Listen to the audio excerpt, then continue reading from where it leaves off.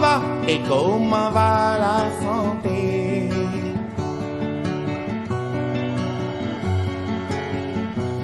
Iway wér gi yaram ne leen wér wér le.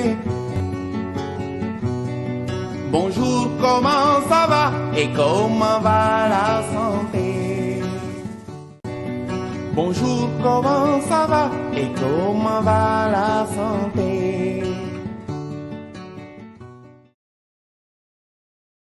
mbokku téléspectateurs yi mbokku auditeurs u Asfiya TV ñoo ngi leen di nuyu bu baax ci fi ñu leen daan nuyoo ci waxtu wi ñu ñëw ak yéen ci suñu émission Chifa tey nag ñu am plaisir recevoir vraiment docteur Adja Maratou Diop Adja Maratou Diop ñu ngi lay dalal. ñu ngi leen di sant di leen gërëm ci dalal bi. Adja Maratou Diop est médecin cardiologue nekk médecin équipe nationale U20 féminine.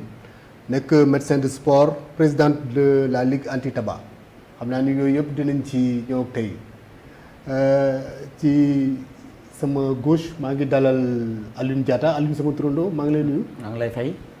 Alioune nag moom mooy chargé de communication chargé de communication nekk membre de comité riposte Covid-19 au district ouest ñu gën ko xam ci Philippe Maguilène Senghor nekk centre de référence bi maa ngi leen di nuyu bu baax.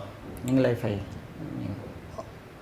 ñu am nag xam naa ni tey ñoo ngi ànd ak yéen ci benn thème bu ñuy wax la prise en charge des malades dans les structures de santé ci contexte bi ñu toll nii muy contexte pandémique de Covid-19 mu am nag fan yi loo xam ne dafa xew ci fii ci Philippe Senghor bari lool coow yoo xam ne nii nit ñi am nañ ci ay werante bu yooyu amee nag dafa baax ñu am benn taxaw seetlu bu ñu ciy def moo taxoon ñu sollicité woon présence su Alioune bu ko defee mu indil ñu ci ay leeral mu am nag benn vidéo boo xam ne nii moom laa bëggoon balaa ñuy dugg ci waxtaan wi ñu visualiser ko xool ko soog a delluwaat ci waxtaan wi.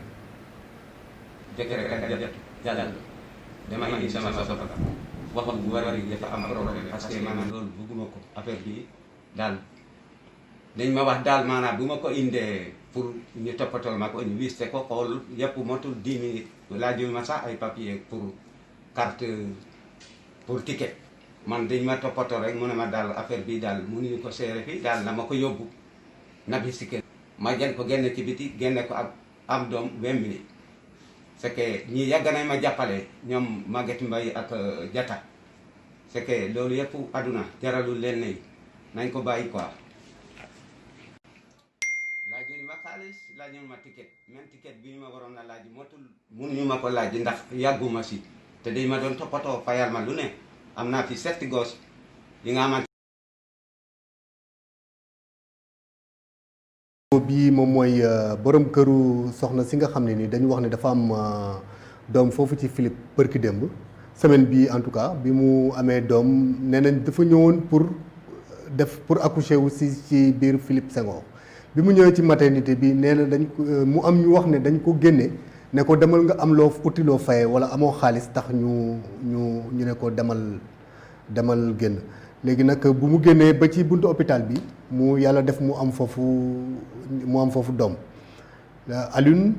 ñu jam baaraamu tuuma donc Philippe Senghor. mu am ay kàddu yoo xam ne ni bëggoon naa nga yëkkati ci pour éclairer notre lanterne. voilà merci Gningue.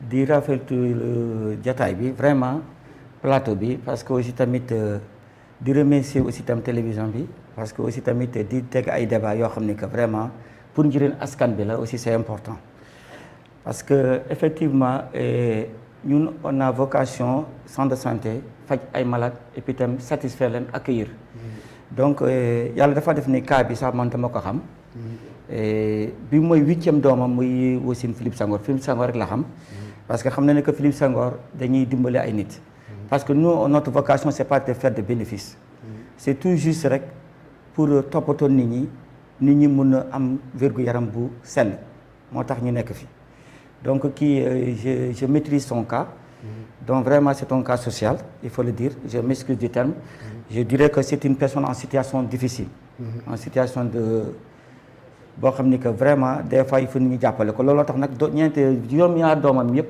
ci man la ñu aw donc fayul dërëm wax na ko fi sax si message am. Donc je pense que yenn yi jarul ñu koy discuter. C'est un peu technique.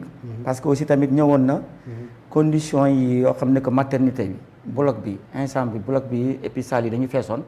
ñu référé ko au niveau de Nabil Choucair. si diggante bi rek c'est un peu technique. mu wasin te sage-femme yi toppatoon nañ ko. actuellement démb la génn sax te lépp aussi dañ ko mayal. loolu tax nag ba koy gis muy wax sax xol lay waxee. mu ne jaata bu muy wax man la. toujours maa koy dimbali. ak le professeur Maguette Mbaye. parce que aussi tamit nous on peut pas traiter des malades n'importe comment on le fait pas c'est pas notre vocation. donc loolu la donc du ma dugg si yenn détails yi. ku nekk da ngay quitte ak sa conscience. donc Philippe Senghor ñëpp xam nañu ko si qualité am. Philippe Senghor xam nañu ko leadership ku ko yor aussi tamit waxam bëriwul mais aussi liggéey la ko xam ñun donc wax bu bëri dañu si dugg ñun on fait que travailler liggéey la ñu xam et puis tamit ñuy satisfaire maladie ñu leen di mettre dans de très bonnes conditions. On a de très bons gynécos, on a des sages-femmes, des techniciens yoo xam ne que daal ñoom seen liggéey loolu la et puis tamit de toppatoo nañu ndaw si ba ndaw si daal ak doomam yëpp dund nañu si jàmm c'est ça l'essentiel. yenn débat yi je ne rentre pas dans ces débats. du ma si dugg parce que yenn yi moom def na témoignage am wax na lu muy wax je pense que du ma dugg si yeneen débat yi. ok merci ñi. c'est magnifique l'essentiel donc a été dit. mooy ne du problème mu xaalis moom moo taxoon jëluñu ko woon foofu en charge mais indisponibilité bloc la woon te bi ko sage-femme yi xoolee dañu gisoon ne son cas peut nécessiter une intervention chirurgicale donc ñu référé ko ci beneen structure boo xam ne en l'occurrence Nabil Choucair nga xam ne dina am bloc boo xam ne dina ko mën jël en charge nit nag jaam ak pexeem yàlla ak dogalam en cours de route wala bi mu génnee ci hôpital bi quelques minutes après jëkkër ji soxna sëriñam dem di uti lu mu ko yóbboo ci la yàlla def mu mucc foofu mu nekkoon mais bi mu nekkee en travail ba commencé mucc ci la vigile yi daw wooy sage-femme bi ak médecin de garde bi ñu ñëw ramasser ko foofu yóbbu ko jël ko en charge ba alhamdulillahi rabbil alamin yàlla def na tout est rentré dans l'ordre moom ci boppam defe naa ñibbi na këram. tant am na nag ñu wax ne bi ñuy def film bi en tout cas y avait une ambulance qui était garée dans l'hôpital may leeral foofu yi tamit ne souvent parfois on ne prend pas le risque surtout ci période bi ñu nekk nii jël n'importe qui di ko dugal ci ambulance yi parce que peut-être ambulance mën na def benn évacuation boo xam ne nii boo jëlee keneen koo xam ne nii bokkul ak kooku loolu dugal ko ci loolu day xaw am problème mooy li mu wax rek ne. dafa am yoo xam ne nii c'est tellement technique ba duñ ci mën a dugg mais daal nii la demee woon ñu ngi sant yàlla julli ci yonent bi sallallahu alayhi wa sallam bi nga xamee ni lépp yàlla delloo na ko ci fa mu newoon. docteur Mariétou Diop maa ngi lay dalal bu baax kontaan bokk ak yow plateau fii c'est un honneur en tout cas.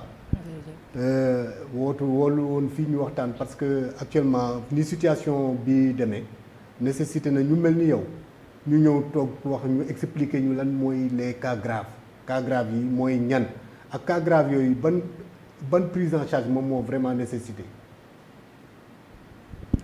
comme ni ko maa ngi leen sant di leen gërëm di nuyu tamit Aliou Diatta di rafetlu li mu fi wax parce que loolu tamit mënuñ ko bàyyi noonu mu jàll. ndaxte buñ gisee population yi aussi di sant di gërëm ñi leen dimbali ñi nga xam ne dañ séq ak ñoom kóllëre ay ati at day wane ni. population ak personnel de santé kenn mënu leen tàqale ndaxte ñoo bokk dëkk bi ñoo bokk ay dëkkuwaay tamit loolu jàmm rek moo fa mën a xaj ak dimbalante buñ ko comprendre rek ku nekk demee ci sa xel ak rafet njort foog naa dinañ gën a mën a waxtaan gën a mën a jëm kanam santé bi aussi xëy na naam moyens yi ci nekk bëriwul waaye bu xol yi àndee rek dina gën a oyof si ñëpp. léegi cas grave yi nga xam ni ñu ngi koy wax ci feebar bi gis nañ ne léegi bu njëkk ba dañ doon xalaat ni yëpp ci xëtër yi la woon léegi dem nañ ba mu nekk ay lumbu deret yoo xam ni dafay doxantu ci biir yaram bi lumbu deret yooyu di dem bay jox embolie pulmonaire di fatt yenn sidit yi nga xam ni bu fa àggee nit ki day am jafe-jafe noyyi day am jafe-jafe jóg day am jafe-jafe dem loolu di laaj ci réanimation bu xaw a diis loolu nag xam nañ ni bu agsee ci réew mu mel ni suñu yos foo jaar ñu yëg ko ndaxte moyen de réanimation yi naam mu ngi fi waaye bëriwaayu tolluwaayu population bi parce que ay millions et millions de personnes bu ñu waree jëm ci ay appareils yoo xam ne matuñu 50 dina am buuxante dina am tànn dina am jafe-jafe looloo tax ñu gënoon nekk ci prévention bi depuis mois de mars parce que xam nañ ni dogaale feebar moo gën a jafe toog ci kaw feebar boo xam ne li muy laaj ci ay kàttan ak doole amoo ko wala mënuloo ko wala boo ko bëggee tamit am na loo xam ne fu sa loxo yem ku nekk xam nga fi sa loxo yem naam bu sa xol sax rëyee li nga am ci sa loxo rek nga mun a joxe. Tout à fait loolu dégg nañ ko mu mel ni kon fi ñu toll ni daal situation bi toll na foo xam ne ndax dañoo toll ci fi ñu war a mën a tànn ñan la ñu war a yóbbu réanimation ñan la ñu war a mën a bàyyi ca kër gaak ñan la ñu war a mën a def ci ambulance yeeg fi mu ne nii situation bi fan lañ toll actuellement concrètement fan lañ ci toll. loolu jaata foog naa il faut mu wax ñu. fi nga xam ne toll nañ ci prise en charge domicile ci nit ñi jël ci seen prise en charge leen surveiller seen kër. boo ko defee nit ñi mën a xam fi ñu toll exactement. parce que buñ jógee ci kër gi rek dina yomb ñu mën a imaginer lii nga xam ne moo nekk ci hôpital yi. voilà c'est effectivement li nga wax c'est important. parce que nit ñi dañuy fàtte souvent la prise en charge domicile. c'est-à-dire que dafa am ñoo xam dañuy am ay doomu jàngoro bi mais ils sont asymptomatiques. mais donc mooy maanaam feebar mu ngi seen yaram mais daanalu leen. donc ñooñu ñu ngi seen biir kër ñu ngi def suivi bi maa ngi remercier suñu médecin chef quand même suivi boobu tamit man si équipe boobu laa bokk. donc ñooñu ñëpp dina leen suivre à domicile ba ñu négatif. suñu négatif na day arrêté. day xam ni que ñi négatif na ñu la yow fu mu nekk nii wér nga. donc ñooñu aussi tamit dafa am suivi cas grave yi si centre de traitement yi mais dafa am suivi à domicile comme docteur lu mu ko waxee. donc ñooñu tamit il est bon aussi tamit ñu yëgal askan bi que loolu aussi tam c'est important y a des équipes yoo xam dañuy def par jour di dem si kër yi di nemmeeku ñu am doomu jàngoro yi nekk si kër yi yoo xam ne que duñ cas grave.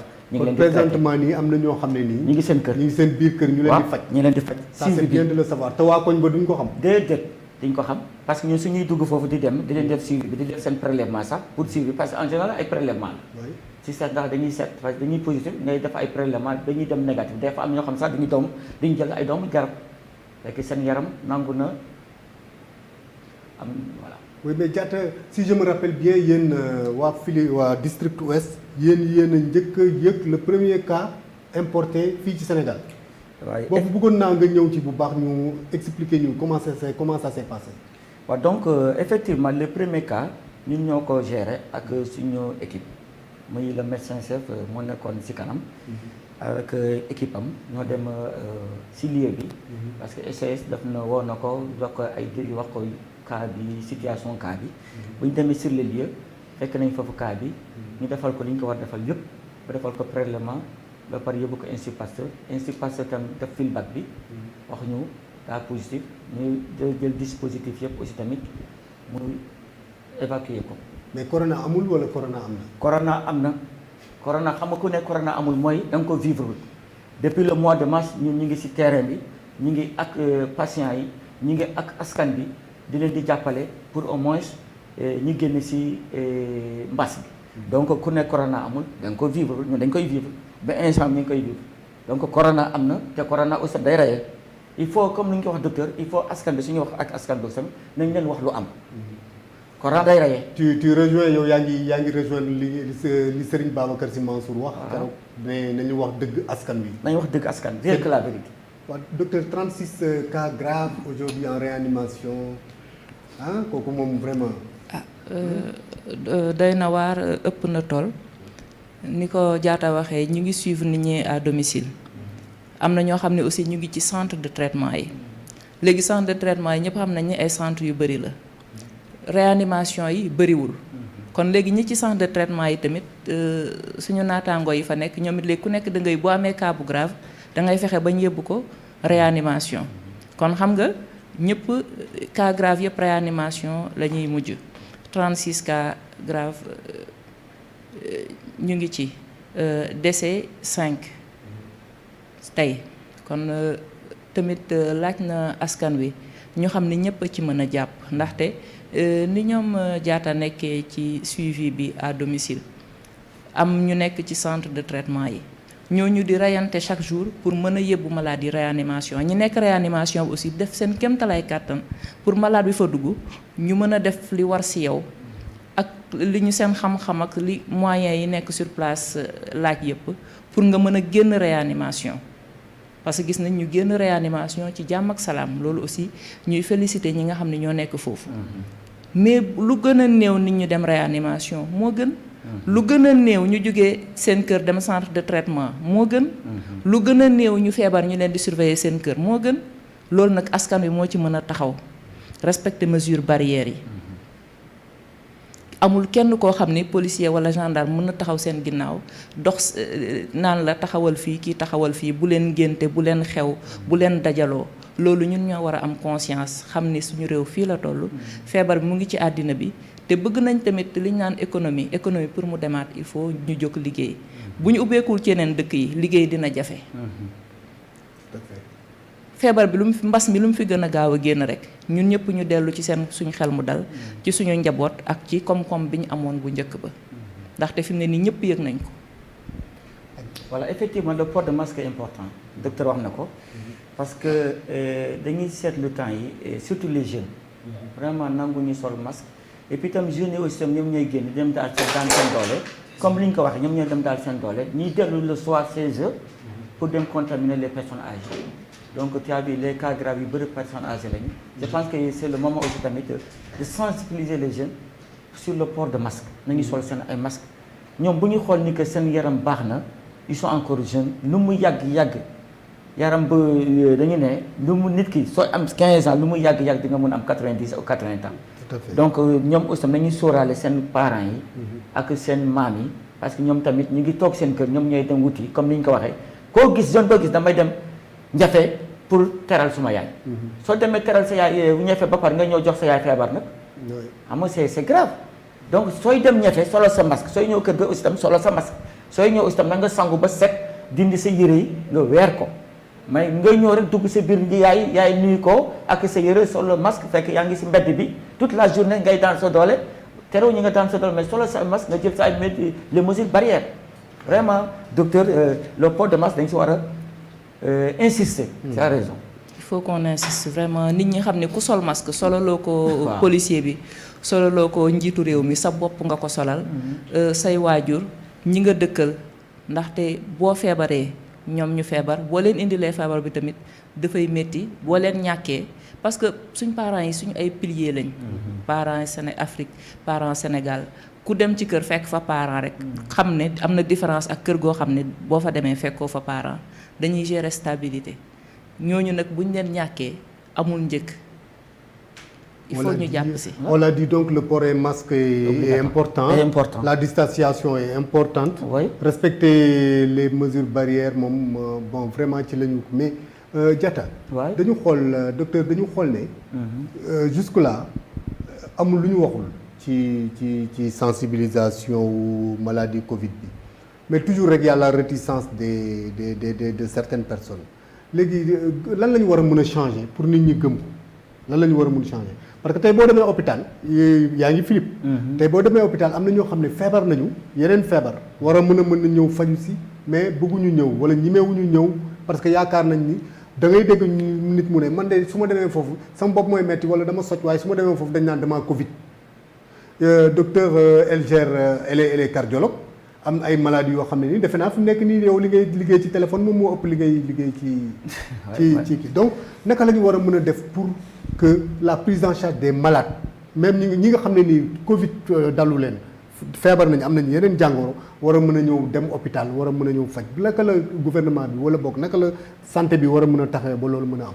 waaye docteur mu ngi nii c'est-à-dire que c'est les maladies chroniques la ñuy wax. muy hypertension muy diabète effectivement ñoom cardiologue yi donc dañu am ay problème parce que soo seetee maladie am problème yëpp ñoom la diabétique mais ñoom seen malade muy ñoo xam dañuy am problème tension ñoom dañuy ne kii la hypertension de mais olof dañu ne tension moo xam la ñuy wax tension donc tension bi seen tension si yéegee donc dañuy ragal ñëw dañu war a ñëw ou bien ñuy wax seen docteur ku nekk nag cardiologue bu nekk sa patient yor na sa numéro téléphone donc ñoom dañuy jokkoo ak ñoom donc ñoom ñooy ragal ñëw donc en général même su fekkee cardiologue bi mu ngi si liggéeyam ou bien am na tam ay infirmier ou bien infirmière boo xam ne que moo koy sogande donc kooku mën na natt tension. donc ñoom bu ñu ragal centre de santé yi bu ñu ragal hôpitaux yi. parce que centre de santé pour ñoom lañ ko defal. centre de santé dañuy jël ay mesures yoo xam ne que képp ku war a dugg da ngay raxas sa loxo ñu tegal la thermoflash. su fekkee da nga am doomu jàngoro bi day yëg bu booba dañ lay ber. ñu la jaar na am na circuit bu ñu lay yóbbu. bu booba lañ foofu ngay dem mais doo mun jaxasoo ak ñuy ñëw faju ñu bëri xamuñu loolu. centre de santé bu nekk. am nga foo xam ne que su fekkee gis nga koo xam ne que da ngaa ñëw njort daf ko am dañuy am fu ñu lay ber. en tout cas ñëw hôpital faju si amul benn risque. amul benn risque fu mu nekk. donc centre de santé yëpp ku nekk jël nga sa ay motuwaay par rapport à ça. léegi lu am mooy xanaa malade bu nekk da nga am sa médecin boo gëm. les hypertendus cardiologue lañ gëm. léegi nag ñoom ñii seen bopp cardiologue yi ñu ngi def lance message. ñu ngi def seen sensibilisation xam naa du ñu si sonn duñu si tay pour seen malade ni ñu ñëwaat fréquenter structure sanitaire yi. Oui. Docteur comment vous faites pour gérer vos malades? Malades yi vraiment ñu ngi leen di ñaan képp ku ci feebar nga ñëw faju ndaxte ragal mbas mi ba yow fajuloo sa tension wala seetuloo sa diabète wala lépp li ci aajo ci garab aussi jëluloo ko loolu tamit ci xaru la bokk. moo tax ñuy gis tamit am nit ñuy wàññeeku ñu naan parce que tension bee yéeg diabète bee yéeg nit ki fu mu toll war na di seet boppam surtout maladie chronique. man damay tàmm di wax sama maladie yi may suivre que ni du man maa leen di suivre yéenay suivre seen bopp. parce que boo leen amee responsabilité xam ni yéen lii mooy seen régime lii mooy seen garab lii mooy seen rendez-vous ngeen koy respecté du ma ne problème du am mais dina yéex. bañ nañ ko ba boo seetloo ñoom normalement ñi ci ordonné sax dañuy am carnet de suivi carnet bi ñoom seen bopp ñooy jëlal seen bopp seen tension di ko ci bind. loolu dafa am solo parce que ñun boo xoolee Afrique pour nga am xam feebar bi sa maamaati maam amoon dafay jafe. amuñu médecin de famille amuñu suivi familial loolu tamit mbas mi jàngal nañu ne il faut ñu jëm ci loolu. malade bi jël boppam en charge. famille bi xam ne dañuy war a surveiller malade bi ci biir kër gi moom mu jël responsabilité am parce que nit ku nekk li nga doon yaa koy def sa bopp. boo wéree yow yaa nangu ne dangaa bëgg a wér mais keneen mënul jóge décréter que da ngay wér sensibilisation boobu il faut ñu def ko nit ñi responsable. magnifique. cette responsabilité là elle est importante. très bien docteur mais defe naa tamit quelque part. information bi man may décrier toujours rek booy xool rek day feeñ ci. ñàkk a wéru ni information bi nga xam ne nii surtout les autorités je ne dirais pas du ministère de la santé mais en général dañ koy def parce que dégg am na man benn annonce boo xam ne dégg naa ko ñu ne boo feebaree bul tëb rek dem hôpital da ngay woote boo wootee nga expliquer sa jàngoro ñu soog la wax nga soog a dem hôpital alors qu'on sait que là ak li ñu waxtaanee nii on sait que y a pas de risque pour nit ki jóg rek dem hôpital boo feebaree parce que am na fooy toll foo xam ne ni di jël téléphone di woote naan dama kii ak lii ma dal ak yooyu am na cas boo xam ne du ko mun xaar. donc loolu war nañ mun changer waat communication boobu. waaw parce que wax nañ ko. c'est-à-dire que même les structures sanitaires. te tri bi bu def au niveau de si vigile si porte d'entrée bi tri bi foofu la. da ngay gis déjà c'est vigile bay takk masque. képp koo xam ni que amuloo masque déjà doo dugg. léegi le port de masque déjà rek protégé na la protégé nga aussi tamit koo xam ni que da ngay war a wax ak moom ou bien da nga war a jàkkaarloo ak moom. très bien. comprendre nga donc y' a pas de risque. kon daal ku feebarati. sooy ñëw solal sa masque. booy xëy booy demee booy feebaree solal sa masque nga dem hôpital nañ la seet. dañ lay seet. très bien. mais peut-être vraiment Badou pour les signes d'alerte aussi. comme wax nañ ni fii nga xam yëpp boo ko amee. yaakaar nañ ne mbas mi nga am. pour malade yooyu la ñu wax jox leen ay numéro pour ñu ciy woote.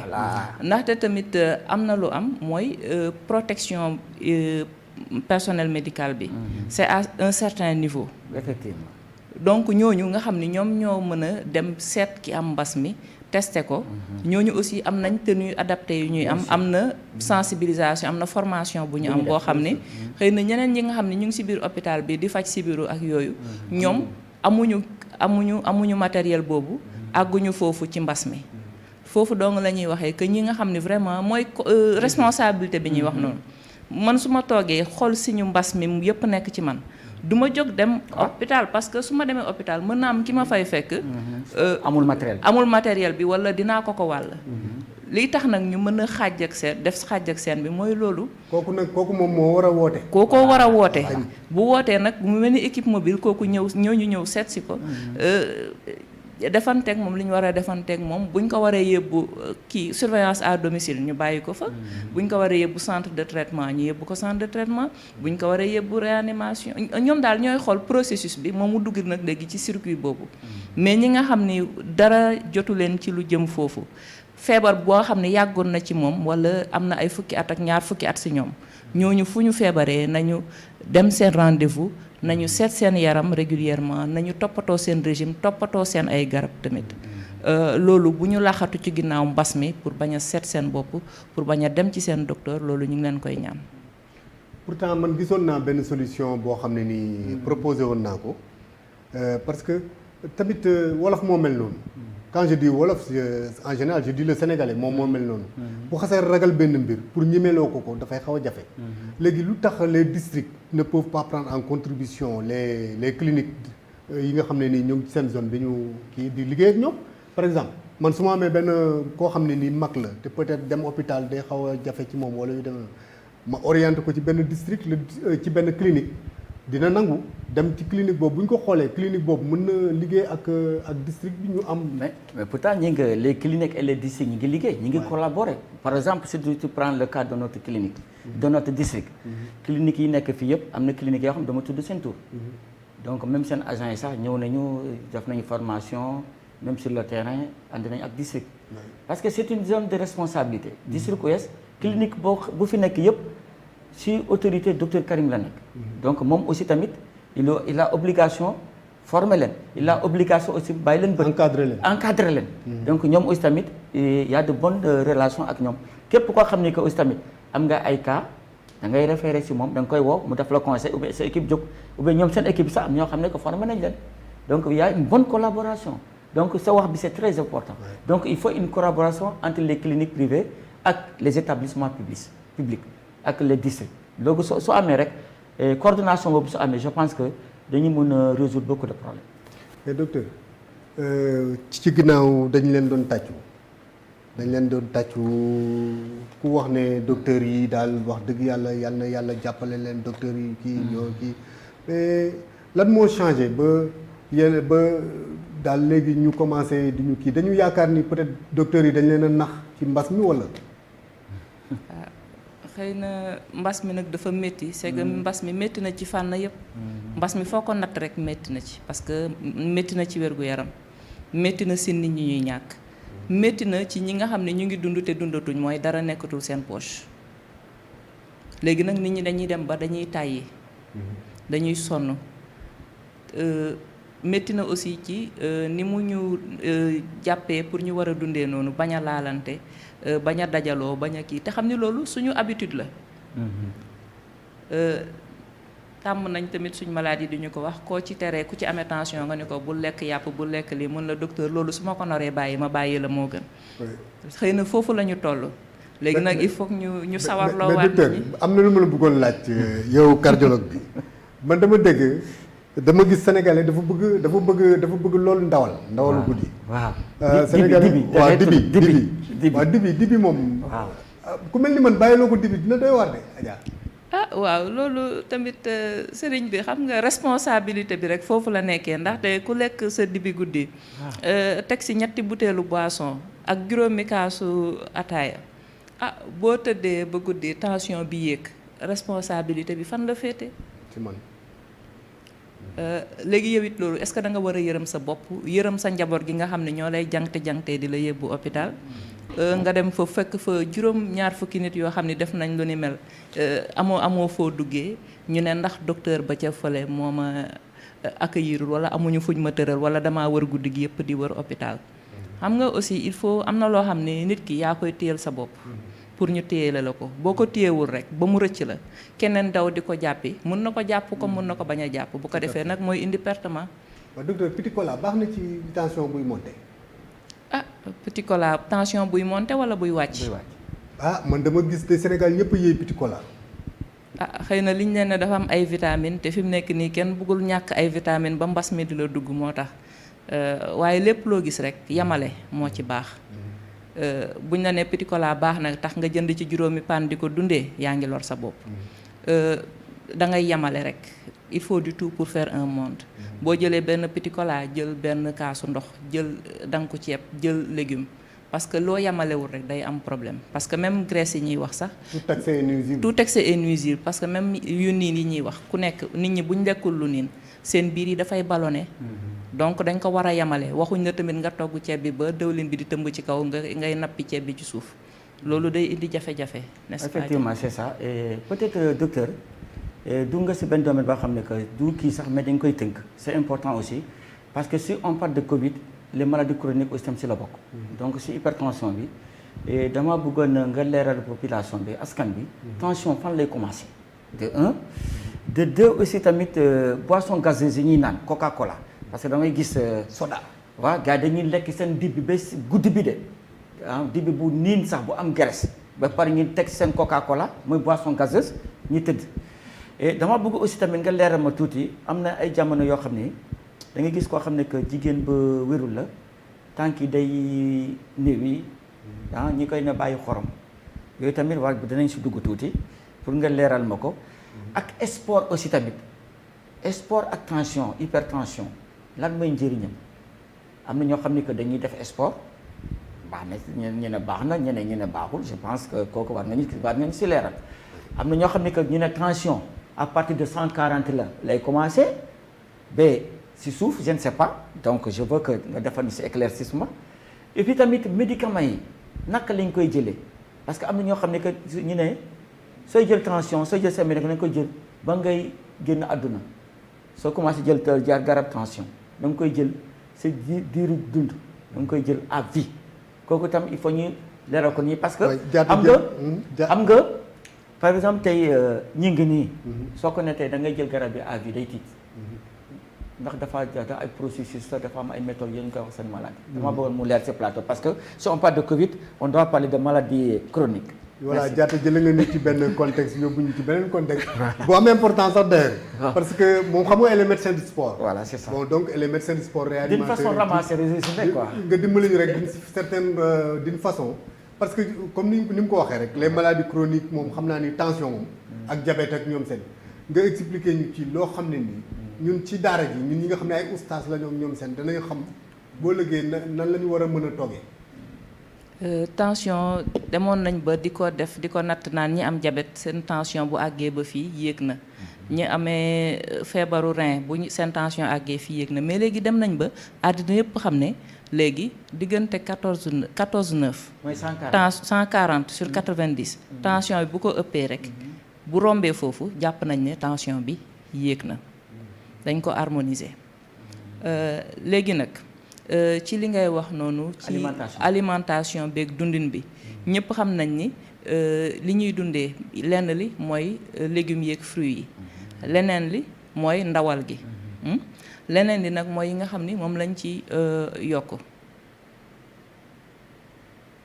pour mooy pat yi genre ceeb cere yooyu yëpp xam nga ñoom tamit ñoo bokk ndey ak baay léegi ñett ñëpp yooyu nag hamburger boo xoolee dafay boole ñett yëpp dina boole xeetu dugub beeg kii bi mooy mburu mi dina boole ndawal gi mooy yàpp wa cay nekk ñu jël yeneen yi genre yiñ ciy gratter di ci yokk ak yooyu frites yeeg yooyu mu représenté ak ay ñu ciy gratter ay carottes ak yooyu mu représenté infime partie de légumes boole nag ak liñ koy saafee dëwlin boobu nga xam ni li ci gën a bon mooy dëwlin boobu nga xam ne dañ koy saafee tey bu subaa ñu saafeewaat ko gannaaw suba ñu saafeewaat ko parce que plus ñu koy saaf di ko saafee di ko saafaat rek dafay gën a diis da nga koy sentir sax moo tax ñu naan boo saafee benn yoon sànni mais fii ñaata restaurant wala ñaata kër ñoo am mën-mën googu nga xam ne bu ñu ci saafee benn yoon ci dëwlin bi rek sànni ko dañuy saaf ba ngay gis dëwlin bi di ñuulaat léegi donc fi ñu war a liggéey dafa bëri ci toggin bi déjà ci nduggin bi ak ci choix ndugg bi sax déjà parce que ndawal goo xam ne da nga koy xool ni gis na yépp graisse la nga ne ndawal gi moo rafet moo nooy est-ce que boobu la est-ce que bi nga xam ni dafa xonq la est-ce que bi nga xam ni liñ naan agneau de lait bi nga xam ne dafay soog a juddu ratax bandang donc loolu yëpp il faut ñu dellu si pour ñu xam ci daara ji Adja. waaw xam naa moom la ñuy moom la ñuy xéwloo ci yi ñuy dajale waaye la lépp nag dafa laaj ñu koy seetaat di ko xool comme li nga wax parce que muy nga jóge ndaw ba jëm mag jaar ci jigéen bu wérul ak âge yëpp dafa am loo xam ni sa yaram moom lay laaj ndaw gi xëy na laaj yaramam dafay laaj lu ko tabax ki xaw a nekk ci digg bi dafa laaj loo xam ne da koy dëgëral ki nga xam dafa dem ba nekk mag nag kooku dafa laaj entretien phase yooyu yëpp nag boo ko bëggee nag jël en compte ci alimentation bi ci dundin gi ak ci nekkin gi dafay laaj lu bëri mënuñ ko bàyyee noonu rek sàgganee ko jox ko benn nit muy def lu ko ca neex loolu du sotti vraiment foofu xëy na dinañ ci dellu siwaat mais vraiment ban heure la nit war a reer ak exercice physique bi ak reer bi war nga mën a reer au moins 2 heures de temps balaa ngay tëdd boo reeree ba pare tamit war ngaa mën a doxantu li ñu doon wax promenade digestive nga xam ne li nga lekk dina wàcc waaye mënoo lekk rek tëdd sa kanamu télé ba nelaw fekk la fa loolu du jur jàmm du jur wér mooy comme ni mu ko bëggee wax parce que sport bi dafa partie intégrante la ci li ñuy def mënuloo wax cardiologie waxoo sport mënoo wax diabète waxuloo sport mënoo wax Covid waxuloo sport. voilà ndaxte Covid bi. ñu ngi naan nit ñi message au début toog leen seen kër. confinement. mais même confinement nit ki mënul toog noonu. këram toogul këram deful sport. da ngay dem ba gis ñoo xam dañ lay woo ne la man kat léegi mënatuma sax wàcc escalier yi nekk sama kër. loolu danger la parce que xol bi day dem ba dootul am benn résistance dootul mën a dem. dootul am endurance du dem fenn boo doxee tuuti rek nga commencé fat parce que da ngay appat. ban sport la ñu war a def Adja. sport boo xam ni surtout dox moo gën ci sport yi marche moo gën ci sport yi ñi nga xam ni pour répondre question Diatta fi mu ñu interpellé pour ku am tension ban sport la war a def ban sport la warul def mooy comme haltérophilie di yëkkati lu diis. d'accord parce que boobu dafay am tendance di gën a yokk ay résistance am donc tension bi day gën a xal di yéeg mooy indi yenn sidit yi di mooy li ñuy wax altéro di altéro ay poids ak ay voilà xale yi bëgg nañ xale yu góor yi voilà dafa war a def sport boo xam ne surtout ñoom dañuy booree di altéro ak di jël aussi produit yu ñaan produit dopant pour yokk seen kattan waaw mooy comme yi muy wax dajale petit cola jingeer ak kii ak yenn saa yi ay produits yoo xam ne sax ay taurine ak yooyu ay yoo xam ni ay c'est pas naturel ba mujj gi mu jural leen loraange moo tax ñuy gis yenn saa yi ñuy def ay AVC yoo xam ne c'est hémorragique parce que dañuy dem ba seen si fi deret bi di jaar dafay toj. lan mooy AVC. accident vasculaire cérébral dañuy dem am na ñaar nag. AVC boo xam ni sidit bi ci boppam dafa am lu ko fat mooy comme ngay roosee sa jardin kepp tuyau bi. foofu deret bi dootu fa jàll parce que dafa fattu. foofu mooy ischémique li si des dafay dee ñax mi dafay dee. am na AVC hémorragique boobu sidit bi war a arrosé foofu dafay toj bu tojee nag dafay indi benn lumbu deret foofu yépp nag dafay def benn lu mel ni ruy léegi mooy AVC hémorragique. moo indi mandarga yi tànk yi kii moo indi tànk yi benn loxo bu. benn loxo bi te paralysé. moom benn tànk bi paralysé bu côté boobu boobu fu mu laloo rek côté boobu. moom mooy paralysé bu ko defee dootoo ko mën a jëriñoo. muy laaj ay kinésithérapie ak ay massage mais avant AVC bi di seet sa bopp di seet sa tension. di seet ni ngay dundee. di seet sa diabète. di seet sa ni ngay lekkee yàpp est-ce que amuloo uricémie est-ce que amuloo goutte yooyu yëpp daf si am solo. ndaxte mooy prévention bi bu AVC bi xasee ba ñëw liñ naan bu ndox xasee ba tuuru la fay des mooy an mun na ñëw bañ a àgg foofu parce que bu sa tension di yéeg nga xam ne tension baa ngi yéeg mun nga jël sa traitement jël sa kii bu dee xam nga ni yow da nga bokk ci famille boo xam dañoo am tendance am hypertension da ngay surveiller sa bopp très tôt kër gi ñuy bañ a lekk ndawal gi comme ni mu wax noonu mun nga ko sax bañ a lekk guddi gi mun nga boo xëyee suba lekk tuuti ndawal comme ni mag ñi daan def dem doxi say activité ba ngoon jot di nga am temps wu digérer ko bu guddee loo gën a nekk lu gën a oyof rek liñ doon wax naan boo xëyee suba mange comme un roi à midi mange comme un prince et le soir mange comme un mendiant. waaw Adja docteur Balmak man ku mel ni man daanaka bi mu ñëwee truc lan la war a reere cere ak meew bu dana baax na. waaw nu mu gën a oyofee rek. nu mu gën a oyofee cere ak meew fruit mais l'essentiel loo mënti lekk tamit rek jógal nga doxantu. moo tax mag ñi doon wax naan ki yëkkati ndab li toujours mooy ëpp barke parce que mooy gën a gudd fan ndaxte moom bu lekkee rek dina jóg sax dox. mais léegi ñi nga baal ma man tamit xam nga lii c'est important. parce que nit ñi man a commencé par moi. midi damay naan ataaya. ngoon midi su ma añee naan ataaya. reer ataaya léegi yow par rapport à ça ataaya lan lay def am na ñoo xam ne ñoo def leen di digérer loo suñu lekkee seen dibi bu niin bi daf koy wàcce. kooku il faut nga faram-fàcce ko mu leer ci suñu bopp. man ataaya bi lenn ma ci gën a yéem sax mooy ataaya bi benn Sénégalais du la wax ñaata bekk suukar mooy dem ci ataaya bi. ndaxte dañuy jël rek di xëpp poudre kii bi suukar bu mokk bi. moom dañuy sotti rek kenn mun la wax ñaata bekk suukar buñ nattee kaas yi ku nekk ñaata bekk la ci am. loolu benn danger la ndaxte suukar bu bëri bi. xam nañ ne bu duggee ci yaram bi dafay soppaliku graisse parce que mooy mode de stockage bi. mu koy denc ci wetu res beeg ci mbàq yeeg ci kii ak si biir sidit yi foofu lay lalu indi cholestérol bi di yéeg. cholestérol bi yéeg. di yéeg ak di fatt sidit yi. ñaar léegi nga lekk yàpp ba pare yaakaar ni léegi ataaya boobu ngay jël. da koy wàccee. waaw nan la ataaya boobu mën a wàccee xëy na fenn rek lay baaxee mooy li muy tàng. ndaxte boo lekkee yàpp bëri aussi naan boisson bu sedd ci saa si. boisson gazeuse nga wax ci sax tuuti. ci saa si boisson gazeuse parce que boisson gazeuse yi tax muy fuur lan la xorom mooy tax muy fuur. gis nga léegi nag xorom boobu ngay yokkaat ci sa yaram tax muy fuur xorom bi xam nañ ni boo demee ci rein yi du baax dafay yokk facteur de risque yi nga am. tension roñon yi day yokk chance wala malchance nga am. tension bu yéeg parce que foofu mooy segg bu seggatul day am problème. xorom bu bëri bi nekk ci biir deret bi aussi xol bi war ko wéyale war a gën a pomper day indi beneen jafe-jafe ndaxte boo boolee xorom bu bëri suukar su bëri yàpp bu bëri ak xalaat yu bëri fan ngay mujjee. boole ci Covid bi. boole ci Covid bi mais ci feebar ngay mujj parce que sa yaram dootul am fu muy génnee. docteur am na ko moom message ne ma. bëggoon naa docteur wax dimbali ñu ci moom nee na dina jël minimum 6 tasses de café par jour kooku loo koy layee biir. ndax ñun kër sëriñ si xam nga dañoo bëgg café lool dañuy naan rek. ndax café aay na. café boo ko xoolee café ci boppam aayul waaye lépp loo gis rek yamale la ndaxte kiy jël benn kaasu café bu ndekkee ak peut-être benn midi.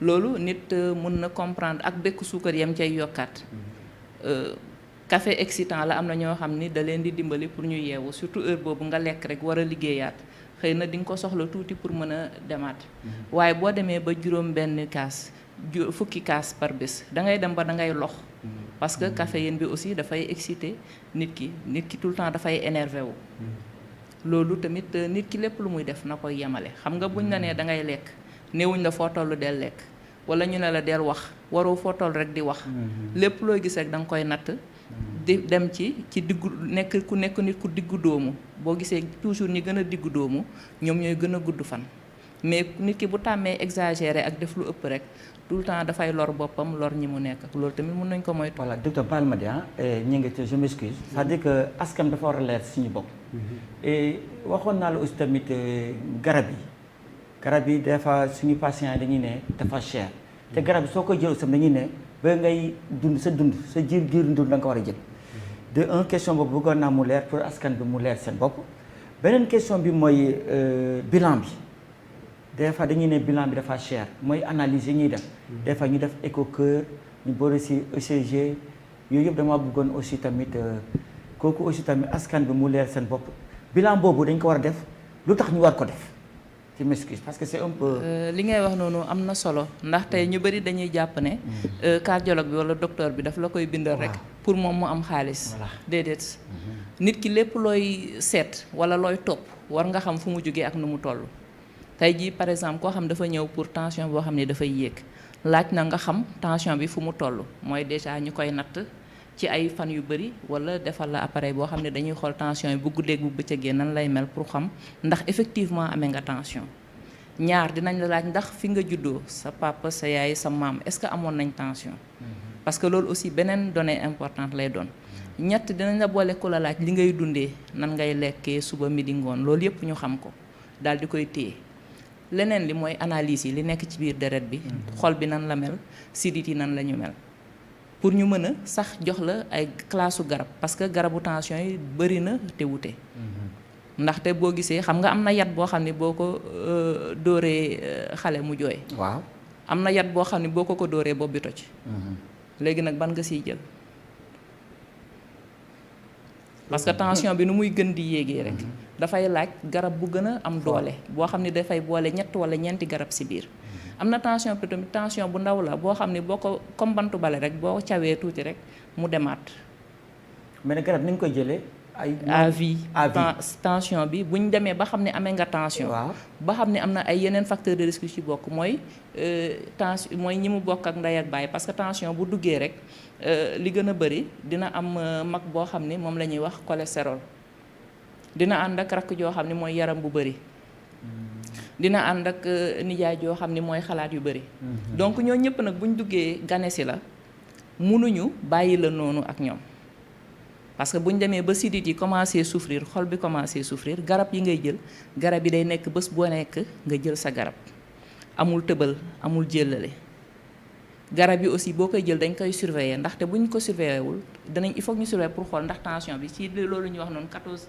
9 yooyu est-ce que génn ko parce que bu ko génnee day laaj ñu yokkaat ci beneen yar bu yat bi doyu ñu wuti beneen ndell wala dara teg ko ci pour mu gën a diis ci kaw tension parce que tension foo ko bàyyee mu dem rek da lay gañe bu la gañee mooy li ñu doon wax sànq AVC wuyu si la mort subite daal di lay wuyu si mooy dee bu gaaw ñoom pacemaker ay yeneen complication nga dem bañ lay defal pile ci sa xol pour xol bi mën a dox yooyu yëpp tamit dafa jar a sóoraale moo tax ñuy wax malade yi suivi beeg analyse yi ak jël tension bi dafa nekk war a nekk lu régulier parce que lépp looy seet rek même sa doom sax boo boo seetloo boo ko yóbboo école mun nga ko inscrire mois d'octobre mais lu tax duñ bàyyi ba mois de juillet ñu defal ko examen ci diggante bi tout le temps dañ koy natt di ko seet prof histoire bi ñëw xool ndax mokkal na histoire prof géographie bi parce que loolu mooy natt bi ñuy natt tension bi di ko seet analyse yeeg rajo yi ñooy composition yi ñuy def premier semestre deuxième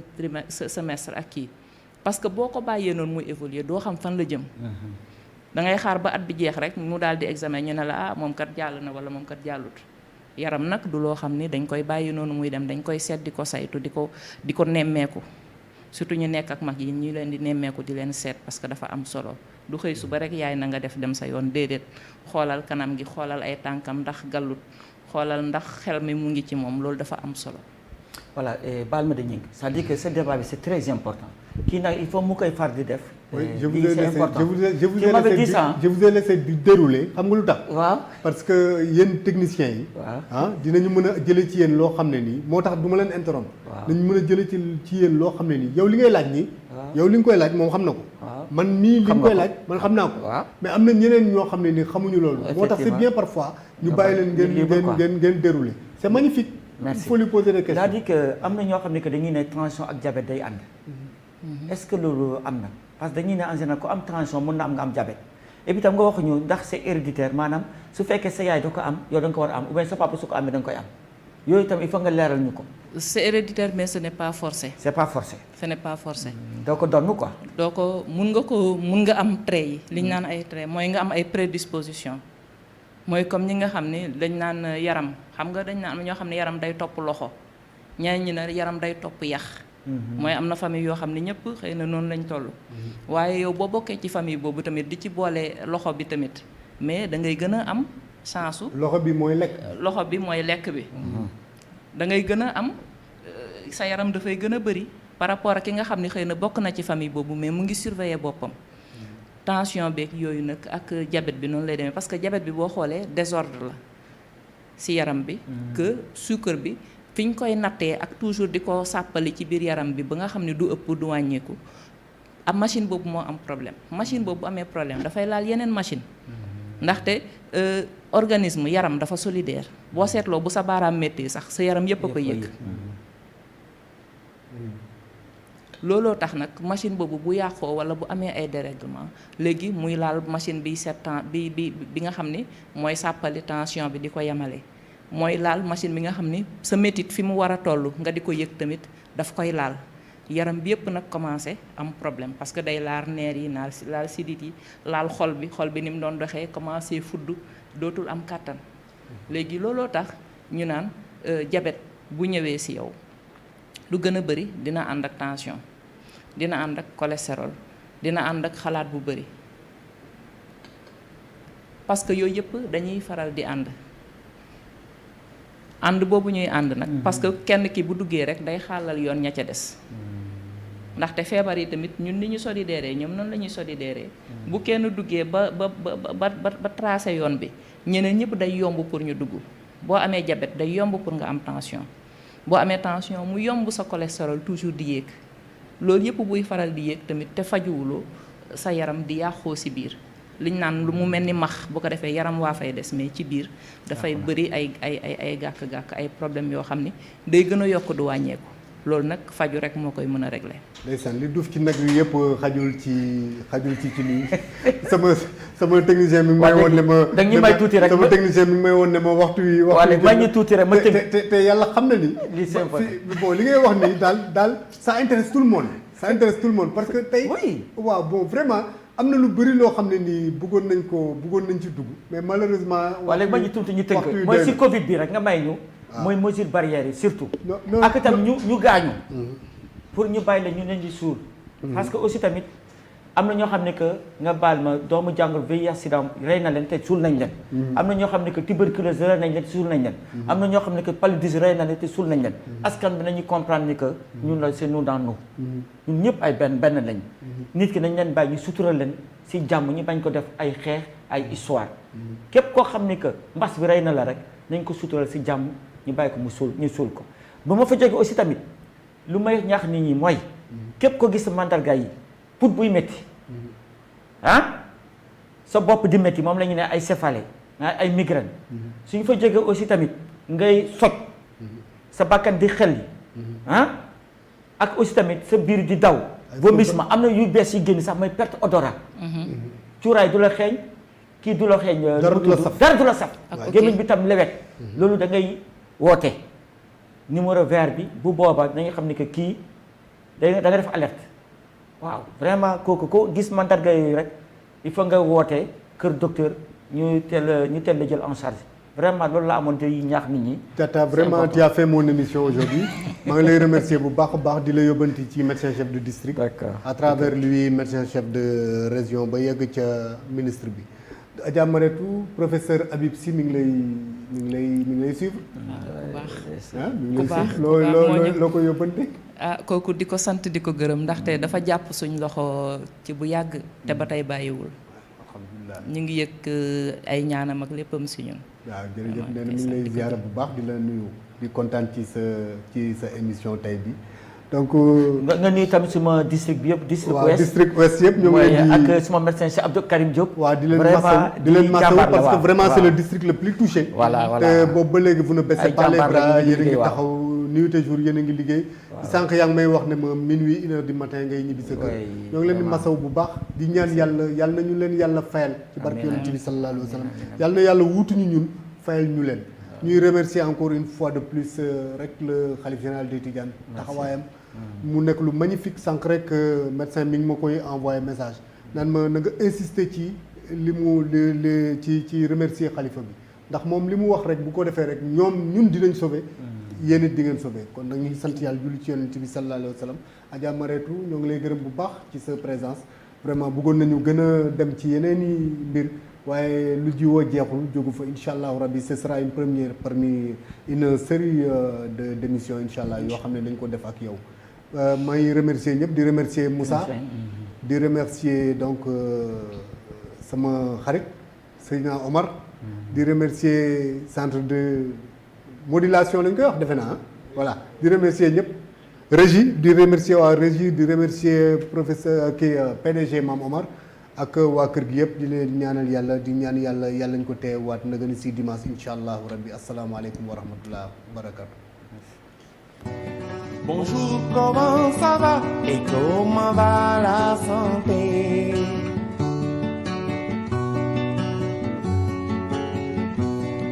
Bonjour, comment ça va et comment va la santé?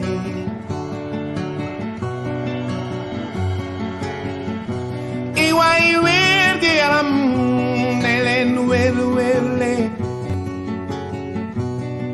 Bonjour, comment ça va et comment va la santé?